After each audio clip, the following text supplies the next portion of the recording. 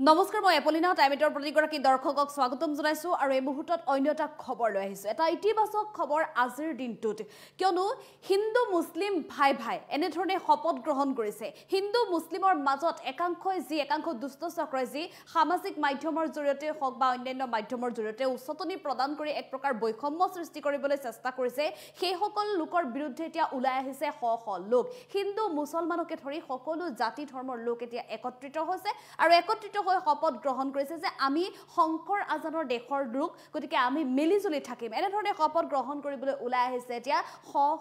লোক আজিৰ সমাজৰ এটা ইতিবাচক খবৰ শান্তিৰ বাৰ্তা লৈ একত্ৰিত হল হিন্দু মুছলমান সকলো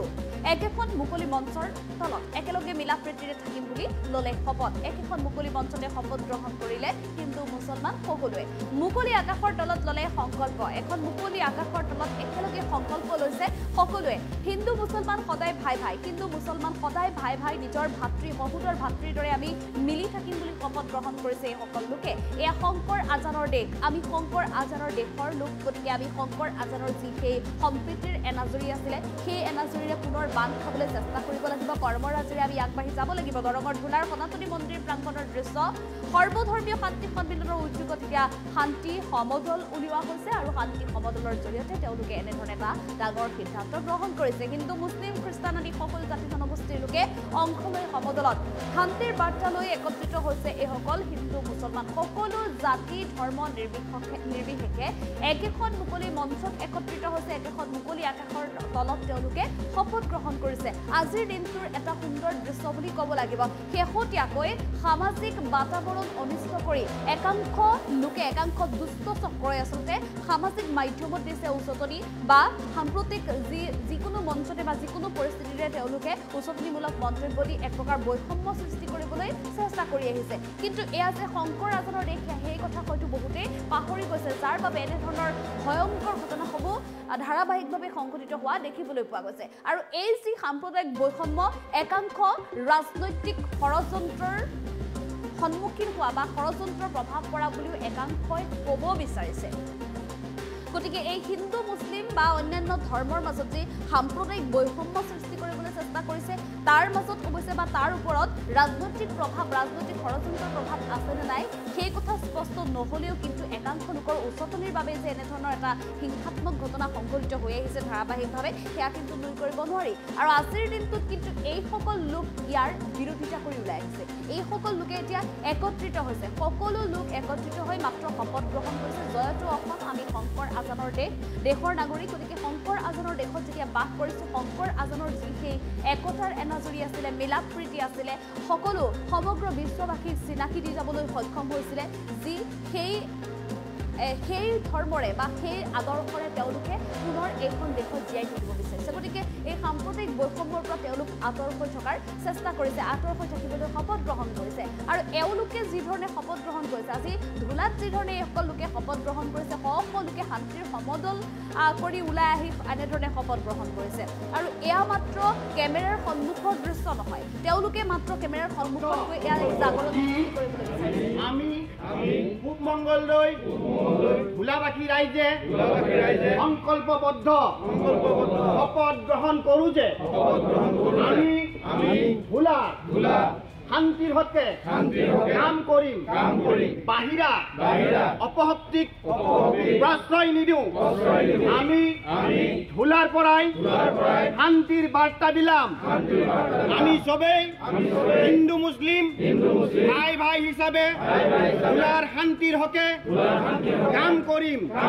জয়টো ভোলাবাসী জয়টো অসমবাসী ভোলাৰ শান্তি আমাৰ কাম্য ভোলাৰ শান্তি আমাৰ কাম্য ভোলাৰ শান্তি আমাৰ কাম্য আজি বৰ্তমান সময়ৰ উশৃংখলতাৰ মাজত এনেধৰণে আচলতে যিসকল লোক ওলাই আহিছে বা যিসকলে শপত গ্ৰহণ কৰিছে এনেধৰণে যদি প্ৰত্যেকজন মানুহে শপত গ্ৰহণ কৰে নিশ্চিতভাৱে ষড়যন্ত্ৰসমূহ ৰাজনৈতিক ষড়যন্ত্ৰ বা কোনো বেয়া চক্ৰৰ প্ৰভাৱ পৰিব নোৱাৰে আমাৰ সমাজত এখন সুন্দৰ সমাজ পাৰিব নিজে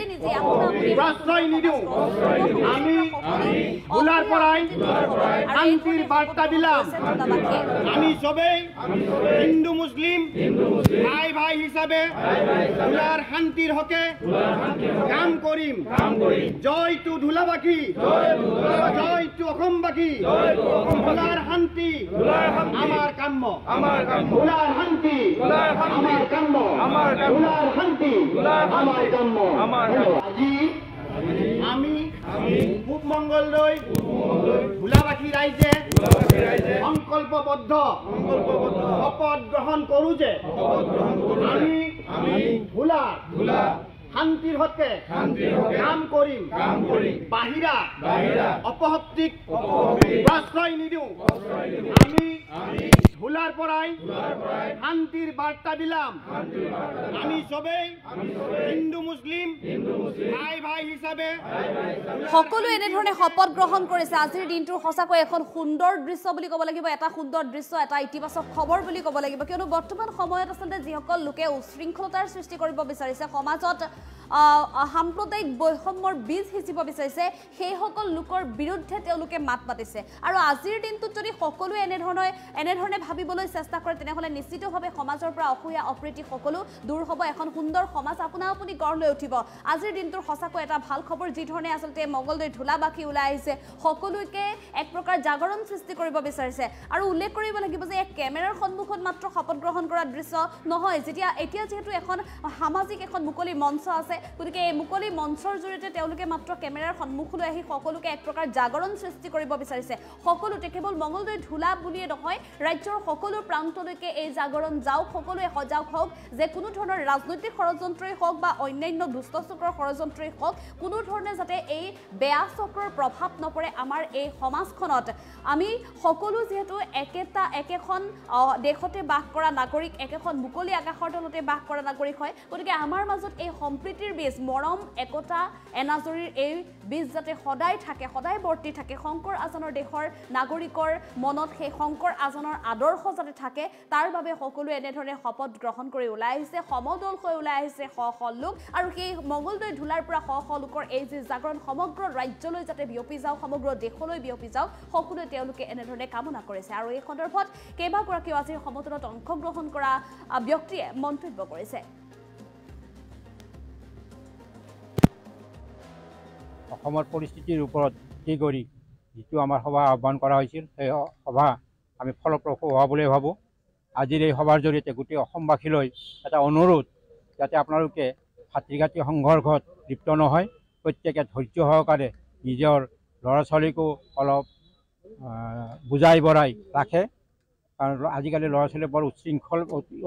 বেছিভাগ ল'ৰা ছোৱালী উচ্ছৃংখল তেওঁলোকে ক'ৰবাত কিবা এটা কৰিলে অভিভাৱকৰ দায়িত্ব পৰে আৰু সেইকাৰণে আপোনালোকে আটাইয়ে নিজৰ ল'ৰা ছোৱালীকো অলপ বুজাব আৰু কোনো ধৰণৰ উৰা বাতৰি এই ফেচবুকত ভুৱা কিছুমান মেছেজ বা বাতৰি পাই আপোনালোক উত্তেজিত নহ'ব আৰু আমাৰ এই ধুলাৰ যিটো এটা সম্প্ৰীতিৰ ভাৱ দেখুৱালোঁ সেই ভাৱটোৰেই যাতে গোটেই অসমবাসীয়ে চলিব পাৰে আমি গোটেই অসমবাসী যাতে একগোট হৈ অসমখনক ৰক্ষা কৰিব পাৰোঁ সেই চিন্তা কৰিয়েই আজি এই সভাখন কৰি আটাইলে মোৰ শুভেচ্ছা জ্ঞাপন কৰিছোঁ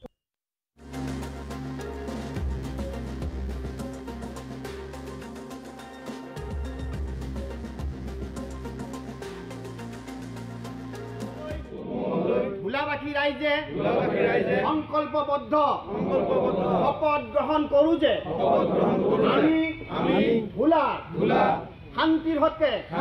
কাম কৰিম বাহিৰা অপশক্তিক আশ্ৰয় নিদিওঁ আমি ভোলাৰ পৰাই শান্তিৰ বাৰ্তা বিলাম আমি সবেই হিন্দু মুছলিম ভাই ভাই হিচাপে ভোলাৰ শান্তিৰ হকে কাম কৰিম জয় টু ধুলাবাসী জয় টু অসমবাসী ভোলাৰ শান্তি আমাৰ কাম্য ভোলাৰ শান্তি আমাৰ কাম্য ভোলাৰ শান্তি আমাৰ কাম্য আজি আমি পূব মঙ্গলদৈ ভোলাবাসী ৰাইজে সংকল্পবদ্ধ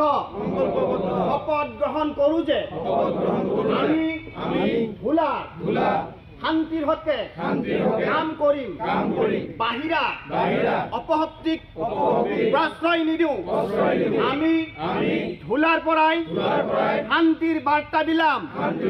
আমি সবেই হিন্দু মুসলিম ভাই ভাই হিসাবে ধুলাৰ শান্তিৰ হকে কাম কৰিম জয় টু ধুলাবাসী জয় টু অসমবাসী ধুলাৰ শান্তি